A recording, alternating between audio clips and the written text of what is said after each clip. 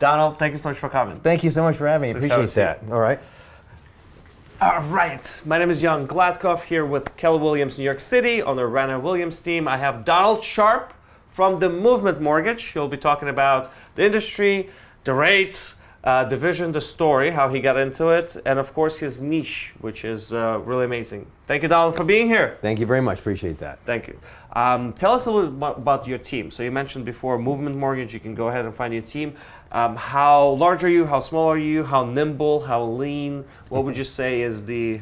Well, we're nimble and lean is what I would call it. We are currently a 4-person team. Got it. And there's myself as the senior loan officer. Mm-hmm. I have 1 junior loan officer underneath me, and there's 2 processor assistants. Mm-hmm. And so each deal we do, all 4 of us works on the same deal. Okay. So the client, meaning the buyer, and the real estate agent both will be contacted by all of us on the team at any given point, and they get to know who we are, and we're asking for something or answering their questions and whatnot. And so it makes it a lot, it helps our system of being fast. Our goal is to be extremely fast with the transaction and not drag it on, and nobody's ever going to be waiting for us. You know? Yeah, I agree. And so we feel like we get as much of our work done as a team in the very early stages of the game. So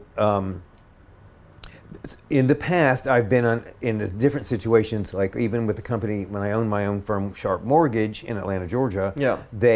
We didn't have this team thing, and you would be overwhelmed with, if you're really, really busy, you'd be completely overwhelmed by it because there wasn't enough support and help to manage and answer people's questions. Like if you're trying to do the next thing and there's 5 questions over here you haven't got to yet. So the team mentality really works very, very well in our case, because I introduce the team to the client right away, and to say I'm the primary contact. You know, I'm going to always be around, but any of these other people may be able to answer your question faster than I can. On some circumstances I'm not available or whatever, and you're going to be able to have all these people working on your loan for you. Yeah, and you're available. I can vouch for it as well. You made a trip to Miami while we were working on the transaction, and you were there. Yeah. I saw the emails coming in and out, even though you had the autoresponder. Not that you expect that, but nevertheless, basically, you're on top of it.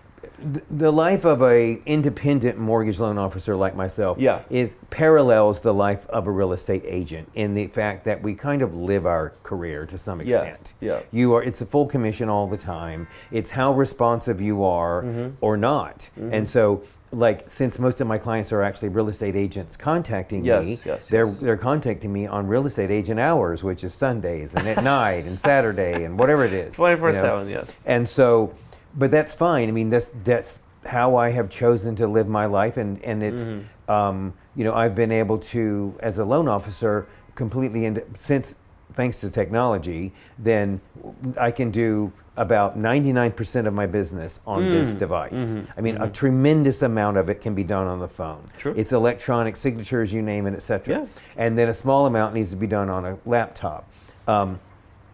So therefore, it's just being available, whether I'm in Miami or here or on a cruise ship or something else or anywhere. The good part about it is allowed me to be able to travel and do all sorts of things without being away from my job and losing money or whatever. The other end of it is like you have to be a workaholic like myself in order to really do that. Yeah, the brain is always on. You're always thinking about it and not bothered It's hard by it. shutting it off. Speaking about you chose this life, you just acknowledged it yourself. Can you tell us a little more, like how did you end up in this profession? What was the starting point? Was it school? Was it a class? Was it somebody who tapped on your shoulder and be like, hey, come on, kid, come work for me? Well, I started out as a young man in lower management in a phone company in Tampa, Florida, where I lived, and after just a couple of years of this, I started realizing that I'm never going to, how am I going to climb up this ladder and make enough money if my boss only makes, I already knew how much my boss made, for example, and I thought, I need a lot more money than that. It's going to take me so many years to get to that, and it soon dawned on me that this method was not going to work for me, at least. I also didn't care that I had a steady paycheck. I cared that I controlled my paycheck. Now, a lot of my personal friends at that time would go, oh, if I don't have a steady paycheck every single month. Week or whatever, I don't know what to do. And that's not my philosophy. So nor is it the philosophy of real estate agents either. We either make a whole bunch of money in a month or we don't make that much the next month or whatever. It's lumpy. Right. But you are controlling your own destiny considerably. And so I had bought one home by this time while I was still working at this at the phone company, and I was very interested in the process, and I had stayed in touch with the loan officer that did the loan. So he actually contacted me one time saying that they were looking for new people to hire at their company to be trained as loan officers, and I just thought maybe this is like the answer I've been waiting for is I was already interested in the process. For some reason, I'm very interested in numbers and technical detail and minutia and so forth. And some of it's very, very boring, but trust me, I can whip it all out. But anyway, they contacted me offering me a job, and I thought, and he was telling me like, you can make this kind of money in this year, and it was way more money than I was making. They dangled the commission in front of you, of course. Yes. And so I said, you know what, I'm going to do it, and I'm going to go for this. And then lo and behold, what happens? I turned in my notice at my job, and the company shut down. The mortgage company about to start, that was hiring it just shuts me. down. Yes, they shut down because they were a company that catered to builders that were handling new construction of homes all over the place, and the builder used this company all the time, and so the builders slowed way down, so they shut down some offices. So the office that was about to hire me in several weeks suddenly shut down. So I found myself, okay, I've already got on this train and I can't stop it because I already turned in my notice at my other job, and I didn't want to stop it. I thought, well, there's others. Figure it out. I literally looked in the paper and found in the what are they called? I can't think of what you call it. The column, the news, wanted. Yeah, the section? want ads in the newspaper. Yeah. I looked in the want ads in the newspaper, and they have job sections and whatnot. Back in the day when they had it, I don't know if they do now or not, but this is like in 1985. Yeah. So I look in there, and there was this one other local company that was looking to hire new loan officers and train them. And so I just switched immediately and went to there and interviewed with them, and they hired me. There you go. And so now they didn't have any builder that was feeding them all this business, though. This is how I learned to get into the business of soliciting business directly from real estate agents. And so that is one significant difference between independent firms, like those of us that work for independent firms like Movement Mortgage and several other independents, versus a household name like such and such bank. I'll leave out the names, like any bank you've ever heard of that's famous, national banks. Those banks have clients built in because they have millions of account holders and so forth, many of which will inquire about getting a mortgage. So to some degree, that's their source. And to a minor degree, they also solicit business from real estate agents. But the general public already knows they provide mortgages, right? So they know they can just go to their local bank and get a loan. Well, I very quickly learned by getting hired at this small company in Tampa that the way to get the business was not from the general public, but was to go straight to real estate agents that were working with buyers all the time. They're already working with people. Correct. They have a book of business. You don't need to create one. Correct. You're just tapping into it. And so companies like us cater directly to the real estate industry. Why that's a plus, I feel this is a plus to the general public that we wind up dealing with. The agent only refers us if we're any good in the first place. If we messed up in the very first time, we're out. You know what I mean? Yeah, it's very and small margins for error.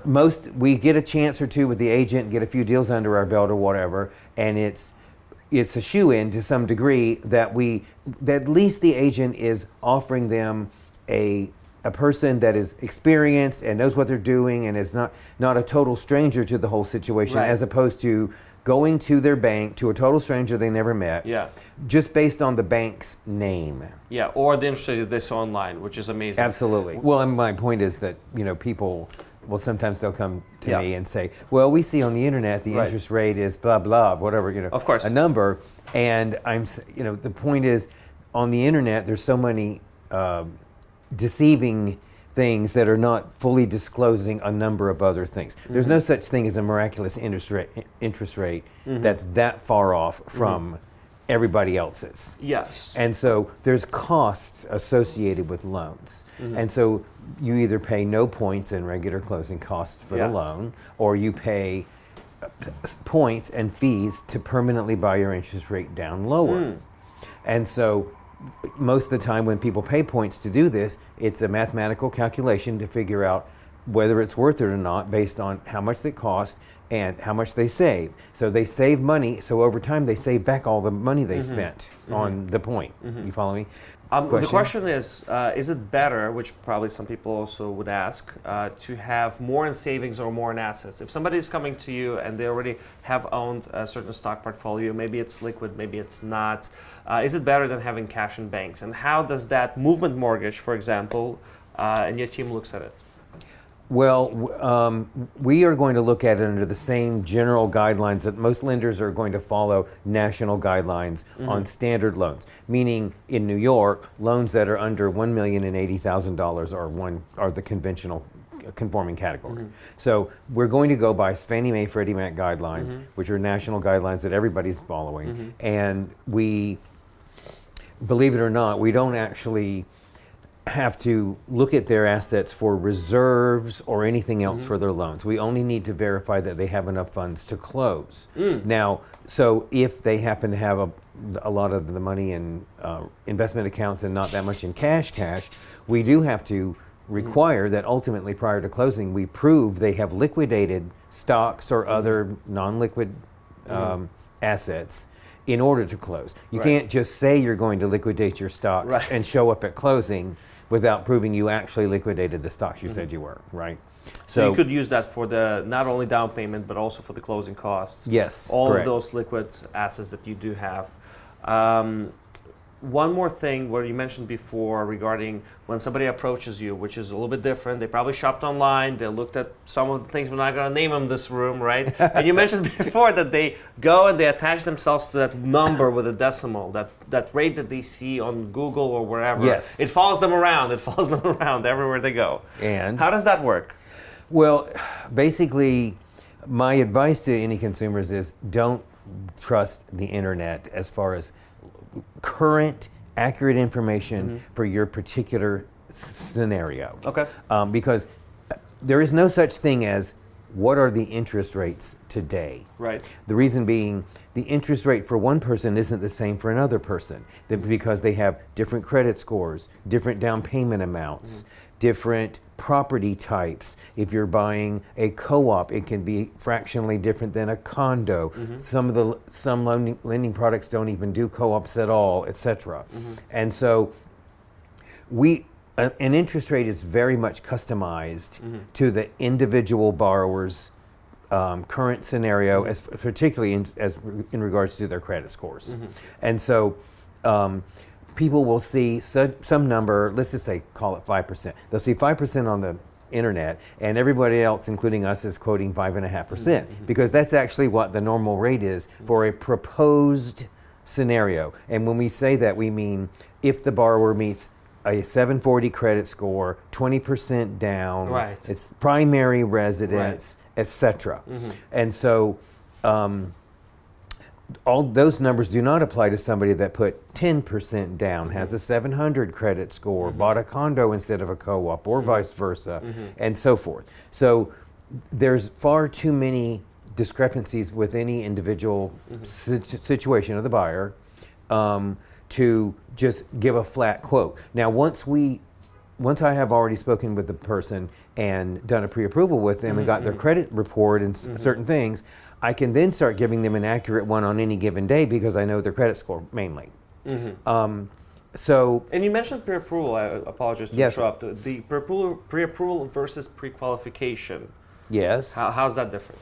Well, a pre-approval is basically a pre-underwritten loan that whereby we have accepted all the borrower's documentations in order to actually approve them, like their pay stubs, bank statements, etc., run their credit report, and an underwriter has reviewed it that it's accurate. And when you run the credit report, does that mean a hard inquiry? Yes. You know, I've always heard there's a misconception of how many of those can you do and accomplish. Can you clear that out? Because people are so afraid to get that hard inquiry. Sometimes they even like stop from that point of getting pre-approval. I know. Like in my industry, I cannot submit an offer without pre-approval. In certain, you know, in Manhattan, of course, but like you can get away in some places. Yeah, I know. I understand. It is definitely a hard inquiry. However, the theory is, and I say this is the theory because I have seen variations of this, no matter what anybody says. The theory is that a party is supposed to be able to have up to 3 hard pulls done by a mortgage company within 90 days in order for it to only affect it once, meaning the very first one will affect it. Any other ones remaining after for the next 2 won't affect their score. Now, however, a hard pull will only affect the score very minimally in the first place. So if their credit score is already high, it's irrelevant. Like, in other words, high meaning way over 740. 740 is a benchmark number. Okay.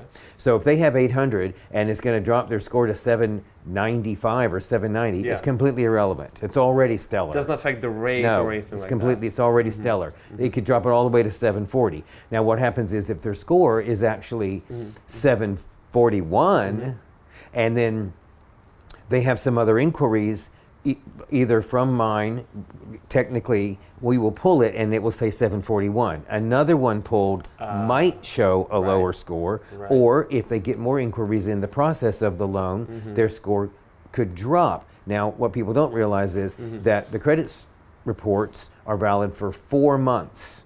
So in some rare cases, some of these deals actually don't close that fast for a co-op. Very true. They got pre-approved in advance. We pulled their credit report, and still it was, you know, a month and a half later that they actually got under contract. Shopping and then around, it took 3 months to close because of the co-op process. So then their credit report has now expired. So we have to pull another one, and you know, we're always having to advise the person, don't run up your credit cards, don't buy a car, don't do this, that, and the other to change your score, because if the score is worse and if it's enough to affect the actual interest rate, such as dropping below 740 is a good example, it can, and their rate will get worse, even if it's already locked. It doesn't matter. The rate is locked according to what the score was at that time. So if the score expired, the rate has to be reassessed. And what is that great area when the person is about to close on a property and the rate is expiring?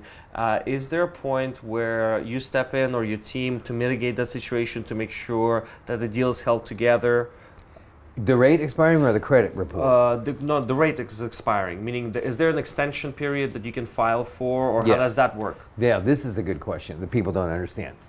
When you, under the current system, nationally everybody does this, every lender, if you lock a loan and it is for, say, 60 days and it's about to expire, you are required to extend it. There is no option to just hope it dropped and redo it without starting over. Right, and that's the law. Yes, it's not a law, but it's a industry standard, let's say. All lenders do this to protect themselves from people riding the market, so to speak, and then intentionally letting their rate expire because they dropped, and then the lender is losing money because they have they have already allocated all this money at certain interest rates. It's a whole big, program.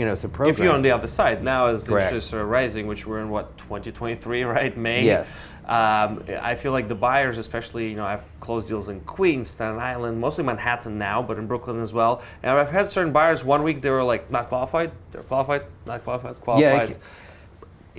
True, and that's basically because with co-ops, we're having to deal with a whole different universe. So we as the lenders have to pre-qualify the person according to the property type they're buying. So if it's a co-op, they're going to be, in our opinion, overqualified because they have to have much lower ratios, like say 25 to 30% debt ratios. The loan will allow a 50% debt ratio. That's true? Yes. So if they're buying a condo or a house, they can have a 50% debt ratio. But when we're discussing this with them and I'm pre-qualifying them and pre-approving them, I'm having to pre-approve them to the co-op standards if that's what they're getting. So I'm telling them, well, you'll apply for the loan, but the co-op board is going to have to approve this too, and this is what their standard is, etc. So therefore, it is possible that if they're right at the 25% or 30% threshold, Yeah. and they're still floating, and the rates go up Yeah. too much, they will go over that threshold and Right. no longer qualify, like what you're saying. Right. I would say it's relatively rare. Relatively, But to your point about how a lock-in works when it's going to expire, Yes. the process is that when we as a lender lock their rate, they are agreeing that they're accepting such and such a rate, and we are agreeing that it will not go up or down. It can't just go down miraculously any more than we can suddenly make it go up, right? So all parties are agreeing that we are agreeing to this transaction, and this will be this much money allocated at such and such an interest rate, which will ultimately be sold into the market later, right? So later, if it is about to expire, in almost all cases, not because of our fault, it's because of a delay on the co-op or the property in New York at least. Most of the time, yes. So it's about to expire, let's say. The borrower is required to pay extension fees to keep extending their lock unless they want to terminate the loan and start over. Wow. Which almost no one can ever do that, because to terminate the loan and start over will have violated their contractual closing date, right? They're way too close. So they can't just all of a sudden go, well, rates are better, I just want a better rate now anyway, and I'll let it expire. It doesn't really work that way, right? So, but another point is, we do everything in our power, particularly at Movement Mortgage. One of our best assets is that we are very, very fast. I've been in this business for 35 years, and I've owned my own company for 20 years and worked for just only a handful of companies in my whole life. And this system is by far the fastest thing I've ever seen. Wow. I mean, it's really something else. But so we are never holding up any closing ever. We got that thing done way in advance, and then we're just waiting, right? So I experienced this firsthand. thank you. Yes, true. And so that's our pride and joy, is how quick we are with these things, right? So but again, because these problems might come up whereby the co-op can't schedule the closing in enough time, and now their rate's going to expire, the buyer will be, generally speaking, will be required to pay an extension fee, which is a minimal amount of money. It's a weekly fee extension. So for most co-ops, at least, for co-ops it is. So they're going to pay a percentage of the loan amount, a fraction, for a 7-day extension. Or they can pay 2 fractions for a 14-day extension, etc. Now, I will say that because of the way our system works, I have some leeway to grant them the extension without charge, in not all circumstances, but in some. Oh, so okay. every so often, I will be able to simply just waive the fee itself. That's amazing. For 7 days or 14 days or whatever. It's kind of hard to explain why, but it's calculated according to the value of the loan at that given time. And so there's like a little bit of a hedge inside there, let's say. A little wiggle room. Yes. Right. And so when the lock is done, the fraction might be a tiny, like 1/8 or 1/16 of a percent off, and therefore we can use the 1/16% to donate to the borrower towards their extension fees or something else if we So well, you definitely want to keep the customer in-house. Yes, and keep them happy, well, so that makes in sense. almost no cases are they really going to try to run off, but we don't. Yeah. But we want to keep everybody happy, the client themselves, the real estate agent, and everybody else, because my goal is to make the transaction as smooth as possible, so we keep getting more and more of these transactions. And so I'm only getting paid by the loan amount itself. There is this misconception that still lingers that loan officers might get paid by whatever the interest rate is, so that we would have some kind of reason to want them to have a higher interest rate or whatever, but that's totally not true. I mean, at one time it was. I will say, prior to the crash of 2007, the system was run somewhat differently. Which you worked through, and yes, before. barely made it through that. Well, the difference between the mortgage officer versus mortgage broker, which I don't think the brokers don't even exist anymore, do they? Yeah, they still exist. A mortgage broker is a person who is going to act as a middleman from the client and the lender separately, but is not employed by the lender. Yeah. They are authorized by different lenders to place loans with them, Yeah. and the lender will either pay them or not pay them, Yeah. so that they either have to get paid by them or charge the consumer for their service. Now, even at Movement Mortgage, we can broker a loan if we need to, which is pretty much never. But in other words, you can be a regular lender like us. We are a direct lender. Or in some extremely rare circumstances, we can broker a loan to a bank that will either pay us or not pay us, and because that bank may have some special thing that nobody else has at the moment, such as some credit unions will offer certain kinds of adjustable rate loans that others won't, that we won't, for example. And so some credit unions will excel at doing adjustable rates and won't do even any fixed rates. Yeah. So some segment of the population wants these adjustable rates. Sure. But on the other hand, most of the time they're not valid for co-ops, because the co-op board won't allow the buyer to just have a 5-year adjustable rate loan. They will mandate that it has to be fixed most of the time. It's a high risk for them, Correct. for sure, because they're trying to mitigate Correct. that. And not to get into it, I'm sorry for interrupting. What is exactly the segment of the market that you specialize in? Of course, we work with everybody, but I've heard that you have a niche that you really excel at. Yeah, myself and my team's niche is first-time buyers of any price level. And so in our realm of the business as an independent lender, we only do loans up to about $2 million. We almost never do loans we could do loans of $3 up to $5 million, but they're not going to be as competitive interest rate as what that same qualifying borrower would get at their own bank through their preferred lender situation or something else like that. Got it. Right. And so as a general rule, we almost never will do a loan over $2 million, because up to 2 is where we're extremely competitive. Then within that, we are extremely, extremely competitive up to $1 million. And in New York, that is a first-time buyer. Lots of people are buying $1 million, $1.5 million condos and so forth as first-time buyers. Then there's a subsection of that, which is the first-time buyer, that what we really specialize in are income-restricted, state-sponsored, subsidized mortgages. So what it means is a buyer in New York, this particular version of it, it's all over the state. We offer these loans through the state of New York, which subsidizes mortgages for first-time buyers within certain categories, and they're lower interest rates and lower closing costs than what the general market is. So in order for this to work, the buyer has to be buying in New York City, Long Island, or Westchester County. Got it.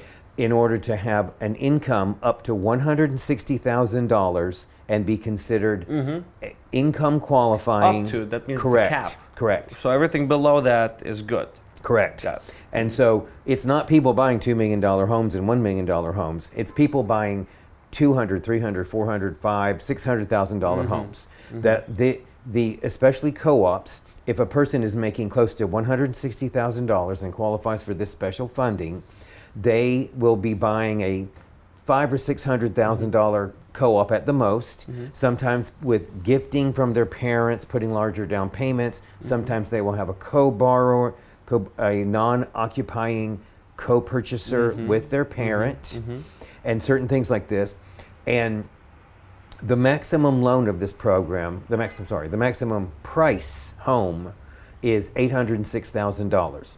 You can't get a $1 million home and put $500,000 down and get this loan. Yeah. You can, but you can get up to $806,000, make a large down payment, enough to qualify if you make less than $160,000. So believe it or not, even in New York, there are a ton of buyers that make under this amount of money, tons of first-time buyers.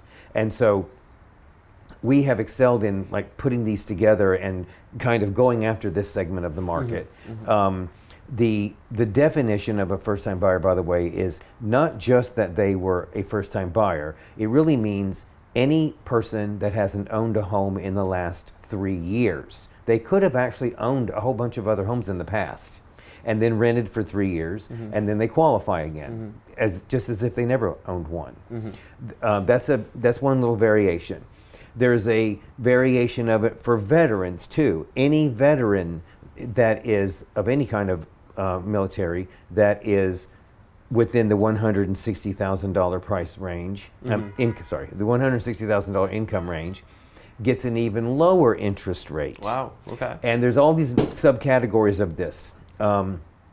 So we really love doing these kinds of loans because it actually is a loan product that is designed to help the true meaning of the term, the first-time buyer, and helping them get a home ownership and all this kind of stuff. It's one of the few things I've ever seen that actually work. I will say that the industry standard is on a national basis. Yeah. Anywhere else, or including even in New York, low to moderate income buyers can also qualify for enhanced special first-time buyers loans too. And what is that low to moderate? That means only up to $84,000. So that's really low in New York. Now, lots of other places, even upstate New York and whatnot, 84,000 is not that low, and will be buying up appropriately priced home. But here in New York City and all these other high-cost counties adjacent to us, this enhancement allows them to go all the way to 160. So it's nearly double the national average. Yeah. So that's what makes it really good. It's the loan program for those people that qualify. It basically sells itself pretty much. I mean, if they compare it to anything else, there is nothing cheaper. It's a cheaper interest rate and lower closing cost than they're going to find. Does that really affect negatively at all on a transaction? For example, maybe the timeline for a person to actually get their Aztec, or maybe the commitment letter, in any sense whatsoever? That's a very good question. And I have to say, with us, no. Oh, but okay. Because Movement Mortgage has made it their business to hone this skill down to a fine art. I mean, we really have it down. I can look anybody in the eye and say, this is going to be easy. Yeah. Now, when we first took on these loans, we thought like, whoa, this is not easy. And so it's a learning process. Many lenders, most lenders aren't authorized to do them. Many of the lenders that are authorized to do them hate them. Oh. They are much more complex on the back end. Inside, with all the paperwork and different things we have to do, it's twice as much stuff as a regular loan, honestly. Wow. Well, the fact is, it done with the wrong company, I can honestly say, yes, they can. We have had to do a number of these to really learn how to do it correctly.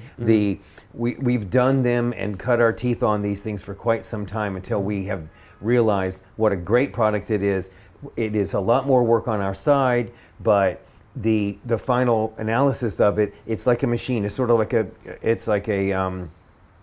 conveyor belt thing of information that we're having to just constantly do, and it is more than a regular loan, but it doesn't really take us any longer because we already know exactly what it is we have to put together in advance. So because it has increased our business intake so much, it's well worth it. And it's like a little, gem of a loan that we get to offer to people that most people don't understand. And basically, if a first-time buyer, the nuts and bolts of it is if they just make less than $160,000 and they're buying their first home or haven't owned a home in 3 years, they should contact us about whether or not they're qualifying for this kind of deal.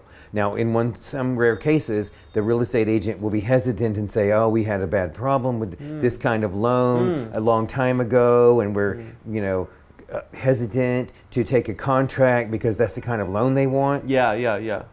Believe me, I convinced them that that is not going to be the case. Nobody. Okay. It's just like FHA. Some people don't know what FHA is. It's a certain kind of government loan, and some people cringe when they hear it, and other people, some lenders don't do it very well, and other lenders do it for a living. So in this case, we are experts at this first-time buyer deal. So going to another lender that barely knows it or has hardly delved in it whatsoever would be not a good idea, I would Yeah, guess. they're just not used to it. They don't have the proper tools. Correct. The routes to go to. But for you, you have a system in place. Yes. It's a smooth process, and you're pretty much holding their hand all the way throughout. Yes, that's exactly right. It does require that we're holding the hand of the borrower a whole lot more than you'd think. But my take on that is, from the very beginning, if we let the borrower know that we're going to hold their hand and walk them through these steps, and it will not be intimidating, and we're not going to make it intimidating, we're going to try to make it a little bit fun at least. By the end of the first conversation with the borrower, my goal is to make sure they, at least hopefully they feel that the loan process is one of the least things they're going to have to worry about. Like, I don't want them going, oh, am I going to qualify or not? Or, am I going to this, that, and the other? I can tell their situation in 5 minutes that it will absolutely work or not. Excellent. That comes from experience and knowing a product and knowing how it works in the market. For example, in my business, if every client was as responsive, that's all I want. Yes. How about for yourself? What would you say really sets your borrowers, the buyers, apart from others, or to actually help them? What would you wish they would do maybe prior to meeting you, while meeting you, to get to that finish line as smooth as possible? Because as professionals, we can do so much. However, the buyers themselves, what would you say? Well, I have my own little system that I ask the buyers to follow. And some people like it and some people don't like it, frankly. But it is, if an agent, all of my buyers come from real estate agents. The general public doesn't ever find me. All the business comes from real estate agents that I'm getting referrals from. So as a smaller company that isn't a household name, the borrower doesn't just know we exist. We get introduced by the agent.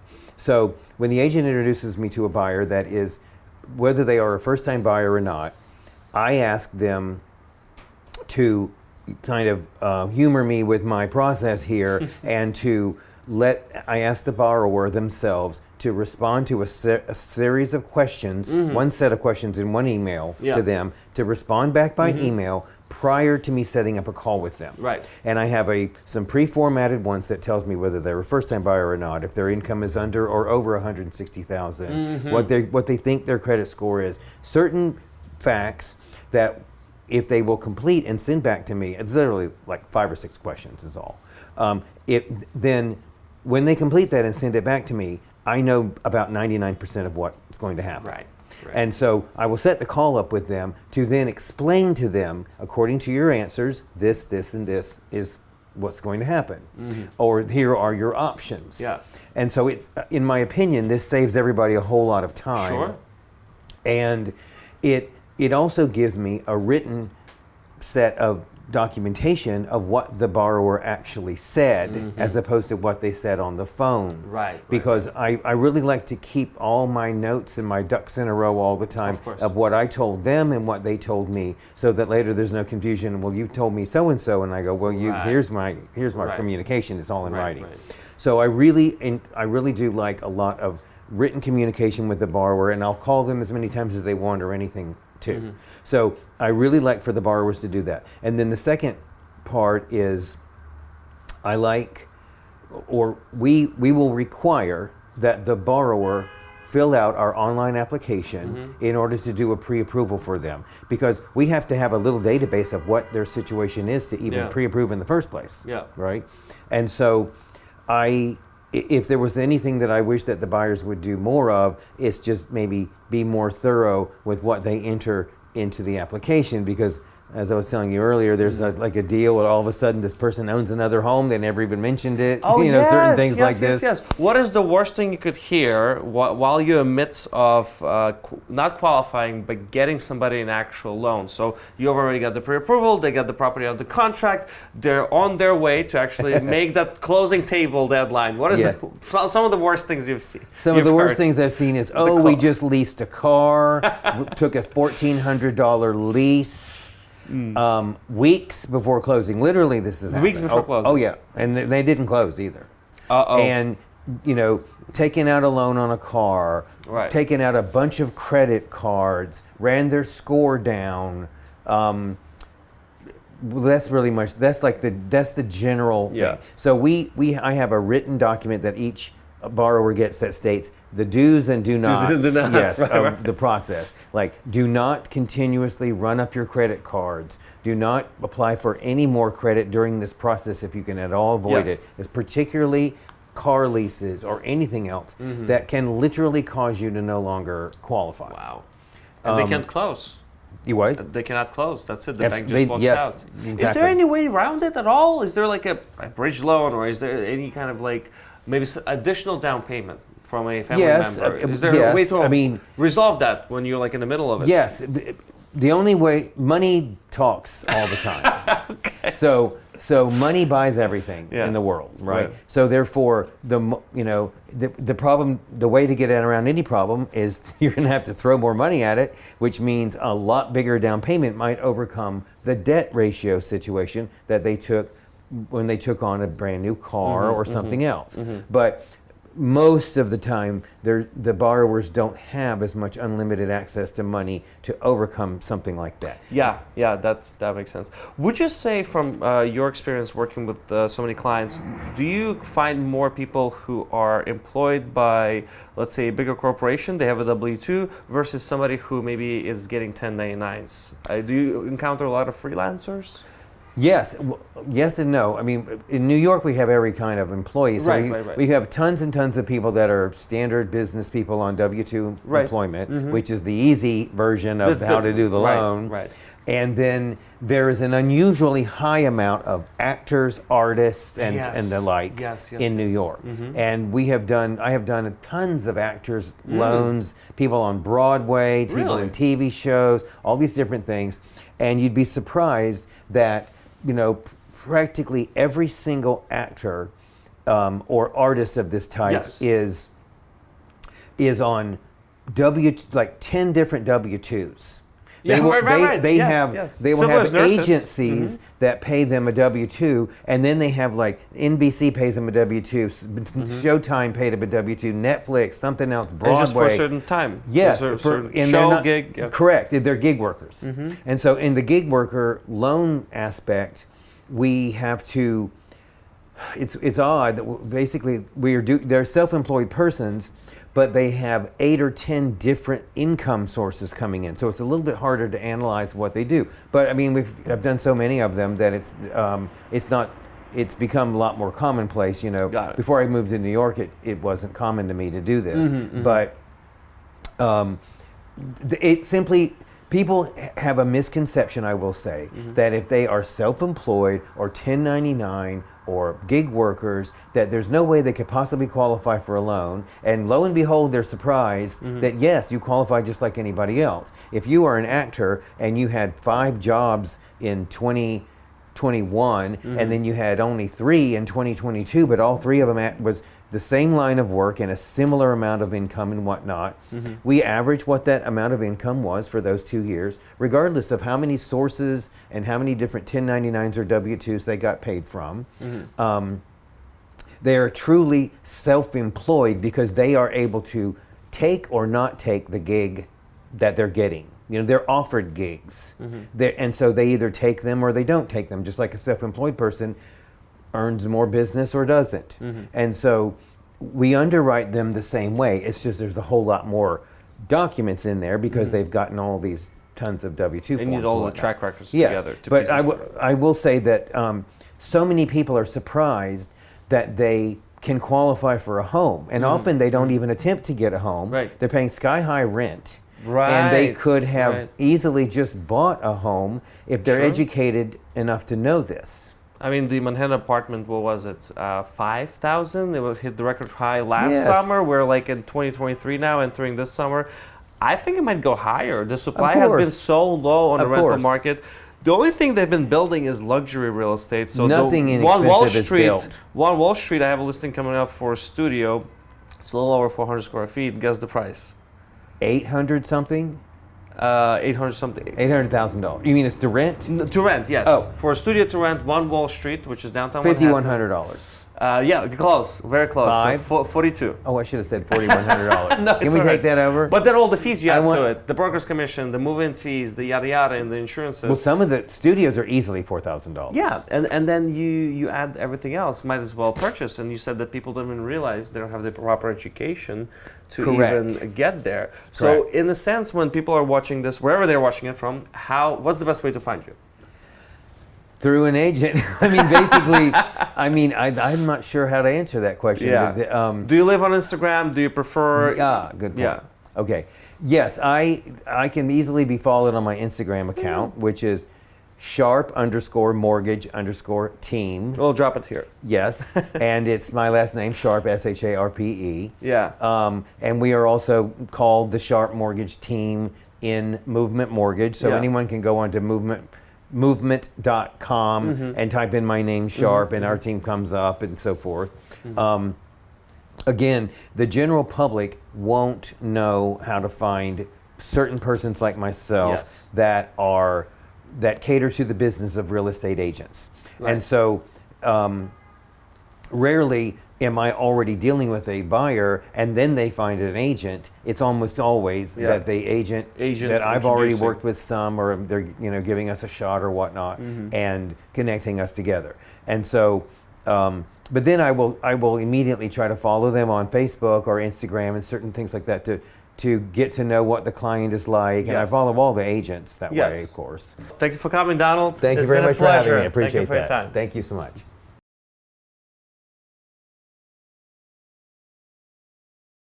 Too bad they can't see my funky socks. No, do it like that. Come on. I almost would. Well, do it like that. No. No, this is for the blips. At the Yeah, I end. know, We'll there get- should be the bloopers. blips. Does this show say professional mortgage guy or what? And I know, right? Thank you. You can be professional and fashion and have some fashion sense.